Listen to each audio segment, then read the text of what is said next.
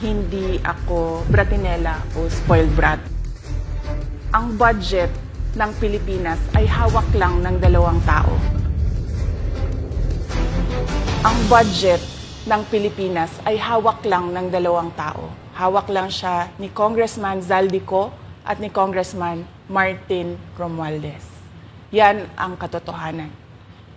Halimbawa ko dito, medyo mahaba ito, kaya pagpasensyahan mo. Ang halimbawa ko dito, sa DepEd muna tayo. Sa Department of Education, noong taong 2023, merong 5 billion na inapprove para sa classroom construction. Nagulat ako kasi merong mga lumapit na miyembro ng House na humihingi. Hinihingi nila yung 5 billion, parte ng 5 billion na budget. Wala kasi akong experience sa ganyan. At saka ang pagkakaintindi ko, pag inapprove na yan ng Office of the President, ibibigay na yan, pagdediretso na yon sa approval at trabaho ng Department of Education sa construction ng mga classroom. Nagulat ako, may humingi. Magkano ba ang amin dyan? Magkano ba ang amin dyan? So sinabi ko, hindi pwede ito. Kasi ang mangyayari nito, hindi magagawa ng Department of Education ang trabaho namin na mag-construct ng classroom ayon sa classroom backlog at sa prioritization base sa backlog at sa classroom construction. So sinabihan ko yung isang congressman, sabihan ninyo si Martin Romualdez na hindi pwede chap-chapin ang classroom construction na 5 billion.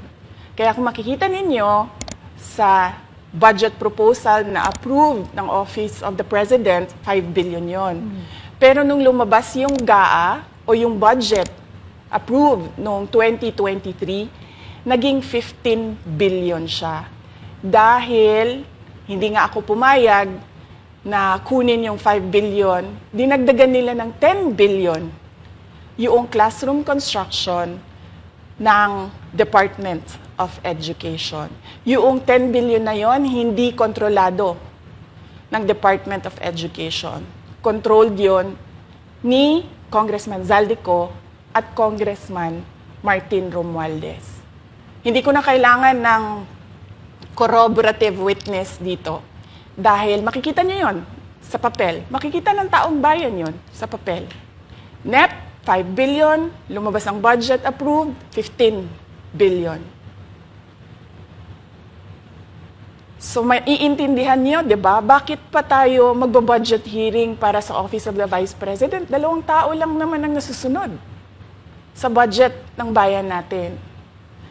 Halimbawa, taong 2024. Kung makikita niyo, ang approved na budget ng Office of the President para sa classroom construction ay 19 billion. Noong lumabas na ang House version ng Appropriations Bill, ay naging 24 billion ito. So, approved 19 billion, paglabas sa House, naging 24 billion.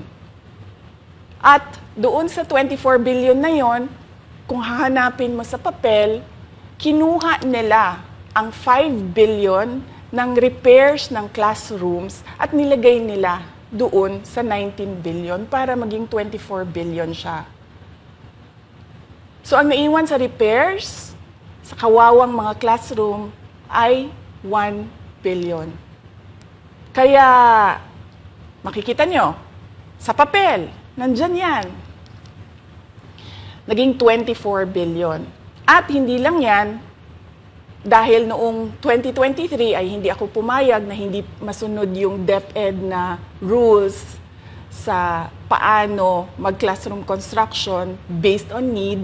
Ang ginawa ngayong 2024, inattach nila ang listahan na kung saan gagawin ang mga classroom construction worth 17 billion.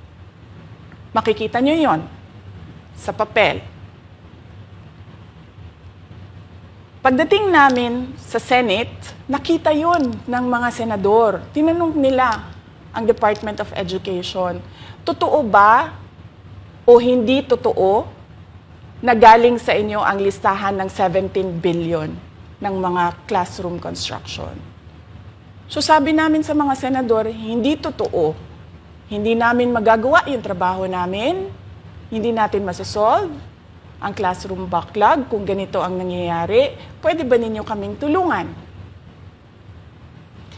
Yung mga senador naman, very helpful sila. Oo, tulungan namin kayo.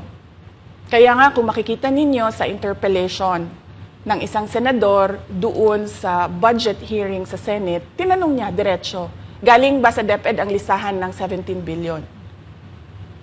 Galing ba sa DepEd ang listahan na inattach doon sa House version? Sinabi namin hindi. Hindi galing sa amin yan. On record yon. Makikita nyo sa mga videos, balikan nyo yung mga videos. Makikita nyo.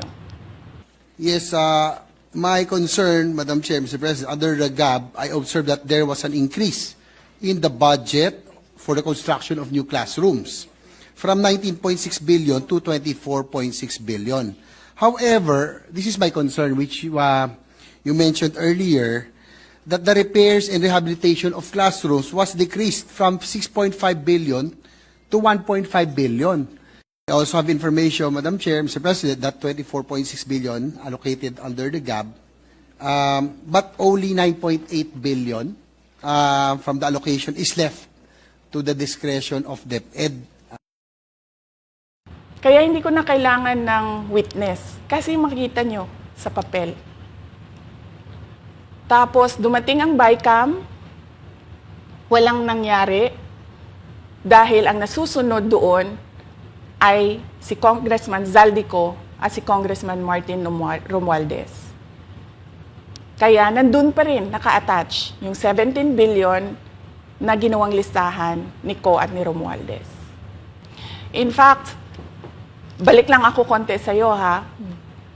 Kahit yung mga congressman, nakikita nila yung problema ng ginawa nila na pag-attach ng listahan sa budget. Kasi doon sa basic education hearing noong May 2024 ng House of Representatives, merong isang congressman nagreklamo, bakit ang tagal ng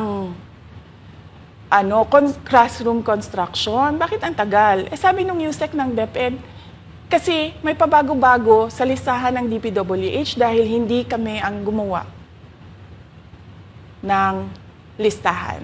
Yeah, Mr. Chair, with respect to the 17 billion in Annex A of the GAA, we are not privy on how the school sites were chosen. So, be it as it may, How is it chosen? I'm not privy to that, Mr. Chair. As, when the GAP came out, there was a 14.7 billion Annex A. Then when the committee, the GAA came out, from 14.7 it became 17 billion. So we are not privy to how the list was generated. So dagdag ko lang yan doon sa confirmation na kinuha nila yung budget ng DepEd at isa yan sa mga rason kung bakit ako nag-resign sa Department of Education. Hindi na ako papayag na sa susunod na taon, ganyan pa rin ang gawin nila at ako yung mananagot sa ginagawa nila. Kaya yan yung sinasabi ko, bakit pa tayo mag-question and answer dito para atakihin niyo ako? Ang masusunod lang naman sa budget, 2 tao lang. Makikita natin na let's stick to our plan, atakihin natin ito siya. Walang kinalaman sa kanyang Office of the Vice President 2025 budget proposal.